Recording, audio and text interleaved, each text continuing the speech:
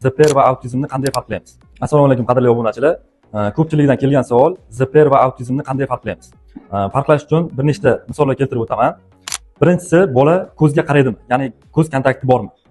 Autizmda ko'pincha yoki to'liq holatda ko'z kontakti bo'lmaydi. Ikkinchisi, ismiga reaksiyasi bormi? Bola chaqirgan paytda ismiga reaksiya bildiradimi? Teskari qarab turgan paytda ismiga reaksiya bildiradimi? Bola o'z tengdoshlari bilan yoki o'ziga yaqin bolalar bilan qo'shilib o'yinchoqlar, maqsadli o'yinlar o'ynay oladimi? Ota-onasini taniydimi? Ya'ni o'ziga yaqinlarni tanib, ular bilan muloqotga kirishib, mayli u so'z bo'lmasin, lekin o'zini yaqinligini bildirishi bormi? ZPR bolalarda bunaqa holat shakllangan bo'ladi. O'z ota-onasini taniydi, o'ziga yaqinlariga borib yaqinlashadi. Autizmda unaqa emas. ZPR bolalar taqlid qila oladi.